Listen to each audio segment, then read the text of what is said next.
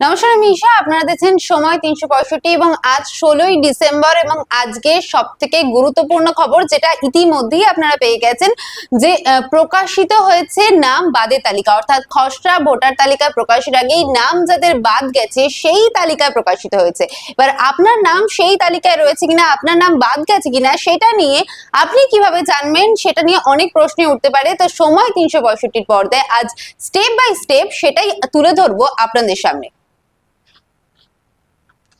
প্রথমেই আপনার যে ল্যাপটপ বা ডেস্কটপ বা ফোন রয়েছে সেখান থেকে গিয়ে যে সার্চের অপশন থাকে সেই সার্চের অপশনে আপনাদের যেতে হবে।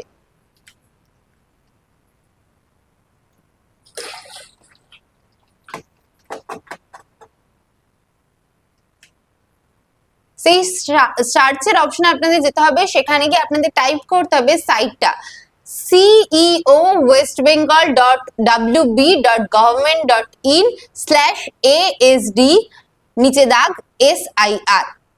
সেখানে আপনাদের সার্চ অপশনে গিয়ে প্রথমেই যে সাইটটা খুলবে সেটা হচ্ছে ইলেকশন কমিশনের যে সাইটটা, যেখান থেকে নাম বাদ যাওয়ার তালিকা আপনারা দেখতে পাবেন। সেই পেজটা আপনাদের সামনে খুলে যাবে এবং সেখানেই প্রথমে যে অপশনটা আসবে সেটা হচ্ছে আপনার ডিস্ট্রিক্ট, অর্থাৎ আপনার কি জেলা রয়েছে সেই জেলার যে সেই জেলাটা আপনাদের এখানে সার্চ করতে হবে। এই সিলেক্ট ডিস্ট্রিক্টে গিয়ে আপনারা আপনাদের যে জেলা রয়েছে সেটা এখানে দেবেন।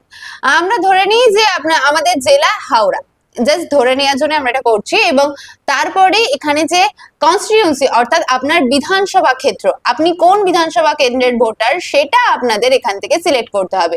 ধরে নিই আমাদের এখানের বিধানসভা ক্ষেত্র ডোমজুর, আমরা এটাই ধরে নিলাম। ধরে নিয়ে গেলে যে ভোটদান কেন্দ্র থেকে আপনারা ভোট দেন, অর্থাৎ এখন ভোট দেন, কিন্তু সেই তালিকা অর্থাৎ সেই ভোটদান কেন্দ্র সেটা আপনাদের সিলেক্ট করতে হবে। ধরে নিয়ে আমরা এখানে ভোট দিই জগদীশপুর প্রাইমারি স্কুলে, সেখানে গিয়ে এই যে ডাউনলোড অপশনটা রয়েছে এই ডাউনলোড অপশনে আপনাদেরকে ক্লিক করতে হবে।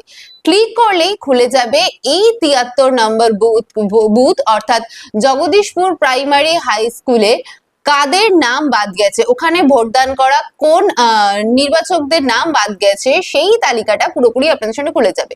এবার এই তালিকাটা খুললেই আপনার দেখা যাচ্ছে যে বিধানসভা ক্ষেত্রের নম্বর এবং নাম 184 ডোমজুর, আমরা ডোমজুর থেকে খুলেছিলাম সেখানে এই নামটা এসছে। তারপরেই এই তালিকার প্রথমে আমরা দেখতে পাচ্ছি যে ক্রমিক নং, এপিক নম্বর অর্থাৎ নির্বাচকের এপিক নম্বর, তারপর নির্বাচকের নাম, নির্বাচকের সঙ্গে কার সম্পর্কে আপনারা দিয়েছেন তার সম্পর্কের ধরন এবং সম্পর্কযুক্ত ব্যক্তির নাম, তারপরে পুরনো অংশ নম্বর, পুরনো অংশের ক্রমিক নম্বর, বয়স, লিঙ্গ এবং আপনার নাম কেন বাদ গেছে সেই কারণটা। এখানে ধরে নিই আমরা যে কোনো আপনার ধরতে পারেন নাম, আপনার নামটা সার্চ করবেন, সেখানে যদি না থাকে আমরা এখানে ধরে নিচ্ছি সন্ধ্যা বাগানি, 85 নম্বর ক্রমিক নম্বর সন্ধ্যা বাগানি, তার বাবা বিশ্বনাথ। তার নাম কেন বাদ গেছে, কারণ তিনি এখন মৃত, সেই মৃত নাম বাদ গেছে।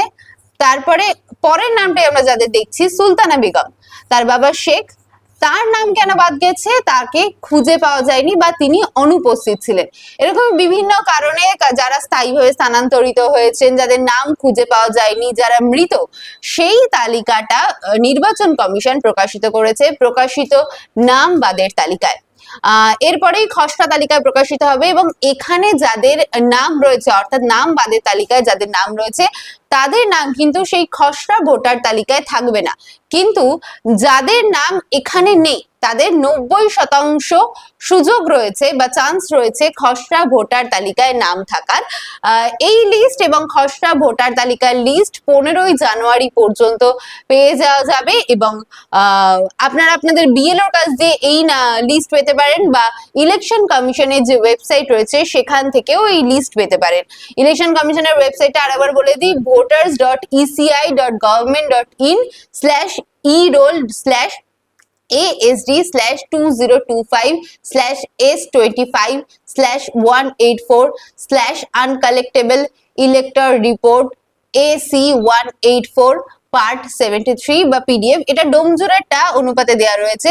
বাকি আপনাদের যে ভোটার লিস্টটা রয়েছে সেটা হচ্ছে গিয়ে voters.eci.government.in এই সাইটে ক্লিক করলেই কিন্তু আপনারা ইলেকশন কমিশনের যে সাইটটা রয়েছে সেখানে পেয়ে যাবেন। খসড়া তালিকার নাম প্রকাশিত হলে সেই তালিকাও পেয়ে যাবেন, এখন প্রকাশিত নাম বাদে তালিকা পেয়ে যাবেন। এবং এই বিষয় সংক্রান্ত পরবর্তী যত আপডেট রয়েছে সেগুলো জানতেও চোখ রাখুন সময় 365 পর্দায়। আমরা পরবর্তী সব আপডেট তুলে ধরবো আপনাদের সামনে।